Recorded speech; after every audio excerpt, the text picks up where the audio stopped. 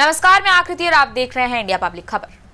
महाराष्ट्र की राजनीति में पवार फैमिली के मुखिया शरद पवार का हर एक छोटा से छोटा कदम भी अक्सर चर्चा का विषय बन जाता है। वो कैसे नेता माने जाते हैं जिनकी एक मुलाकात भी राजनीतिक गलियारों में कई तरह की अटकलों को जन्म दे देती है। ऐसे में जब विपक्षी गठबंधन यानी कि महाविकास अघाड़ी एमवीए के प्रमुख नेताओं में शामिल शरद पवार विधानसभा परिसर में उप मुख्यमंत्री एकनाथ शिंदे के कैबिन में अपनी पार्टी के विधायकों के साथ बैठक करते नजर आए तो सियासी हलकों में खलबली मचना तो लाजमी है।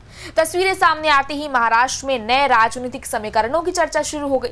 हालांकि कुछ ही देर बाद दोनों पक्षों ने इसे महज औपचारिक मुलाकात और सुविधाजनक व्यवस्था बताया, लेकिन इस घटनाक्रम ने राजनीतिक चर्चाओं को नई हवा जरूर दे दी। अब देखिए, ये बैठक ऐसे समय में हुई है जब महाराष्ट्र विधानसभा का मानसून सत्र चल रहा है और सत्ता पक्ष महायुति तथा विपक्षी एमवीए के बीच कई मुद्दों पर तीखी राजनीतिक लड़ाई भी देखने को मिल रही है। इसी दौरान शरद पवार की मौजूदगी शिंदे के कैबिन में और वहां एनसीपी शरद पवार गुट के विधायकों की बैठक ने कई सवाल खड़े कर दिए। हालांकि एनसीपी एसपी और शिंदे गुट दोनों ने स्पष्ट किया है कि इसका किसी राजनीतिक गठजोड़ या एनडीए में शामिल होने से कोई ताल्लुक नहीं है। दरअसल हुआ यूं कि महाराष्ट्र विधान भवन में शरद पवार महाराष्ट्र कर्नाटक सीमा विवाद पर गठित उच्च स्तरीय समिति की बैठक में शामिल होने पहुंचे थे। समिति की बैठक खत्म होने के बाद वो डिप्टी सीएम एकनाथ शिंदे के कार्यालय पहुंचे। यहाँ एनसीपी एसपी के विधायक भी उनसे मिलने पहुंचे और एक बैठक हुई।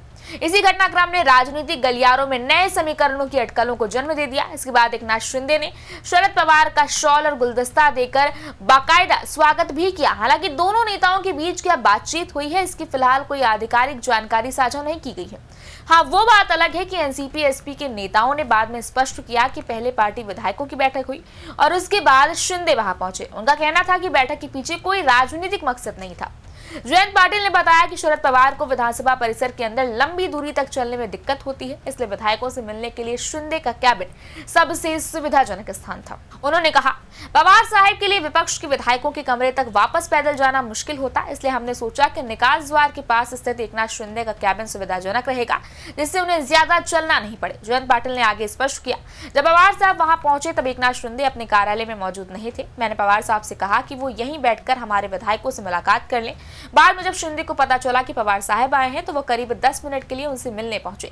बैठक की तस्वीरें सामने आने के बाद सोशल मीडिया पर भी सियासी गहमागहमी तेज हो गई है। हालांकि उधर एकनाथ शिंदे खेमे ने भी किसी राजनीतिक संदेश से सीधा इनकार किया है। महाराष्ट्र सरकार में मंत्री उदय सामंत ने कहा कि वरिष्ठ नेताओं का सम्मान करना राज्य की राजनीतिक परंपरा का हिस्सा है। उन्होंने कहा, शरद पवार देश के वरिष्ठ नेता हैं, यदि वो हमारे नेता एकनाथ शिंदे के कार्यालय आते हैं तो उनका सम्मान करना और स्वागत करना महाराष्ट्र की राजनीतिक परंपरा का हिस्सा है, इसमें कुछ भी गलत नहीं है।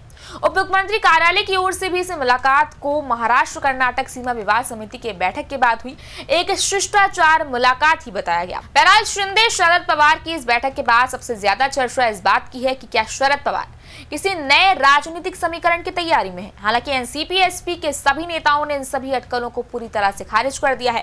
पार्टी के प्रदेश अध्यक्ष शशिकांत शिंदे ने कहा कि शरद पवार साहब महाराष्ट्र कर्नाटक सीमा विवाद पर बनी समिति की बैठक में शामिल होने आए थे। इसके बाद हमने अपने विधायकों, सांसदों और नगर सेवकों के साथ एक बैठक की।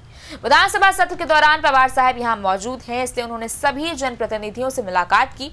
एनडीए में शामिल होने या किसी अन्य पार्टी में विलय की जो अटकलें लगाई जा रही है वो पूरी तरह गलत है। उन्होंने कहा कि इस बैठक का किसी राजनीतिक बदलाव से कोई लेना देना नहीं और पार्टी महाविकास अघाड़ी का हिस्सा बनी हुई है। खैर, महाराष्ट्र के सियासी गलियारों में अब इस मुलाकात के बाद सवालों की झड़ियां लग गई हैं। सवाल है कि क्या महाराष्ट्र में एनसीपी, शरद गुट और अजीत गुट का विलय होने वाला है? क्या एक बार फिर से पवार फैमिली एक होने वाली है? क्या शरद पवार की पार्टी एमवीए को छोड़कर अब एनडीए में शामिल होने की तैयारी कर रही है? इस बारे में आपकी क्या राय है? आप हमें कमेंट सेक्शन में जरूर बताएं। इस वीडियो को लाइक करें, शेयर करें, चैनल को सब्सक्राइब करें। शुक्रिया।